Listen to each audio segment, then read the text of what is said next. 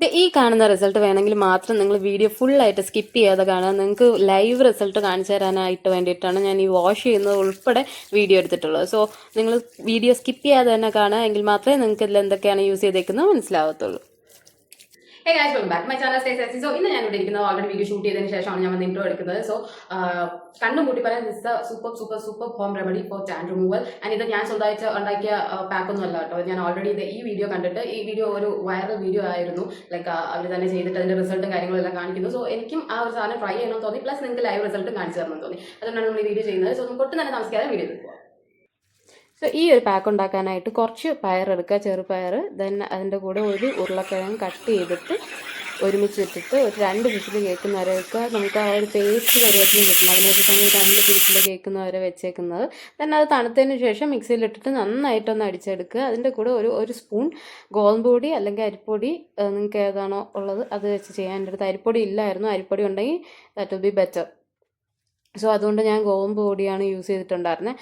അത് യൂസ് ചെയ്തിട്ട് നല്ലപോലെ വെണ്ണ പോലെ അടിച്ചെടുക്കുക. ദെൻ ഞാനിതിപ്പോൾ കാലിൽ ഡിഫറൻസ് അറിയാൻ വേണ്ടിയിട്ടാണ് ഞാൻ ആ ഒരു സ്റ്റിക്കർ അവിടെ വെച്ചേക്കുന്നത്. എൻ്റെ കാലിൽ നല്ല രീതിക്ക് ടാൻ ഉണ്ട്. അപ്പോൾ ഞാൻ കാലെന്നല്ല, പൊതുവേ സ്കിൻ കെയർ അങ്ങനെ ഞാൻ ചെയ്യാത്ത ആളാണ്. ഇപ്പോൾ വീഡിയോസ് ചെയ്യുന്നതുകൊണ്ട് ഞാൻ കൂടുതലും ചെയ്തു പോകുന്നതാണ്. അല്ലെങ്കിൽ ഞാൻ വളരെ റെയറായിട്ട് സ്കിൻ കെയർ ചെയ്യുന്ന ഒരാളാണ്. അപ്പോൾ ഞാൻ എൻ്റെ കാലിൽ ഇട്ട് കൊടുത്തിട്ടുണ്ട്. ആ ഒരു വീഡിയോയിൽ പറയുന്ന പോലെ തന്നെ നല്ല കട്ടിക്ക് അപ്ലൈ ചെയ്യുക, എങ്കിൽ മാത്രമേ റിസൾട്ട് കിട്ടത്തുള്ളൂ. അതുപോലെ തന്നെ ജസ്റ്റ് ഒന്ന് മസാജ് ചെയ്ത് കൊടുക്കുക. സോ ഞാൻ കാലിലും കയ്യിലും ഒക്കെ, കാരണം നമുക്കിത് ഒരു കുറച്ച് മാത്രം പോർഷനായിട്ട് അളന്നിടാനൊന്നും പറ്റത്തില്ല പയറിടുമ്പോഴത്തേനും. അപ്പോൾ ഞാൻ ഇട്ടത് കുറച്ച് ഇത്രയും ഉണ്ടായിരുന്നു ക്വാണ്ടിറ്റി.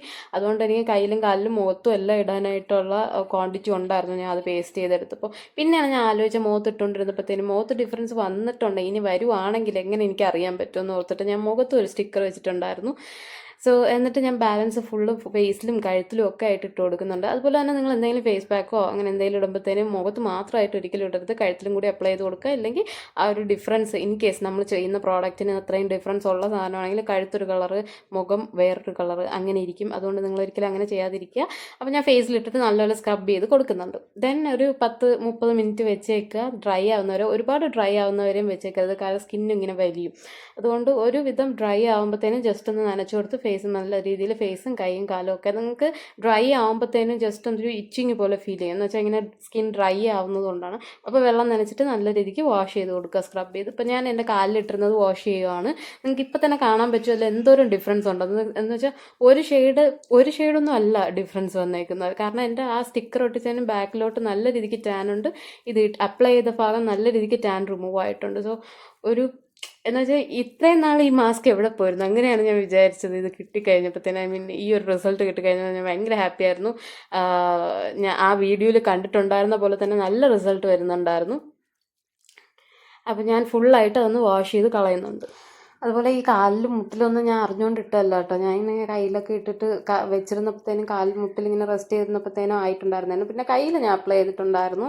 ഇതൊരു ചടങ്ങാണ്, കുറച്ച് കഷ്ടപ്പാടുണ്ട്. ഇങ്ങനെ ഇട്ടിട്ട് കൈ കളയാനൊക്കെ കുറച്ച് കഷ്ടപ്പെടാനുള്ള മനസ്സ് വേണം. എന്ന് വെച്ചിട്ട് അത്ര കഷ്ടപ്പാടൊന്നും അല്ല, ബട്ട് സ്റ്റിൽ കുറച്ച് നമ്മുടെ ടൈം പോവും. സോ അങ്ങനെയൊക്കെ ചെയ്യാൻ പറ്റുന്നവർ മാത്രം അത് ചെയ്യുക. ആൻഡ് ഞാൻ ഫേസിലത് അപ്ലൈ ചെയ്ത് കഴുകുമ്പോൾ തന്നെ നിങ്ങൾക്ക് ആ ഒരു റിസൾട്ട് കാണാൻ പറ്റും. എന്ന് വെച്ചാൽ നല്ല രീതിക്ക് ബ്രൈറ്റൻ ആയിട്ടുണ്ടായിരുന്നു ഫേസ്. പിന്നെ ഈ സ്കിൻ കെയർ എന്ന് പറയുന്നത് ഞാനിപ്പോൾ ചെയ്തു തുടങ്ങിയപ്പോൾ, ഞാൻ മുന്നേ ഇടയ്ക്ക് ചെയ്യും, ഇടയ്ക്ക് ചെയ്യില്ല, അങ്ങനെയൊക്കെയാണ്. അപ്പോൾ ചെയ്ത് തുടങ്ങുമ്പോൾ ഉള്ളൊരു ബുദ്ധിമുട്ടെന്താണെന്ന് വെച്ചാൽ നമ്മൾ സ്കിൻ കെയർ ചെയ്തുകൊണ്ടേ ഇരിക്കണം.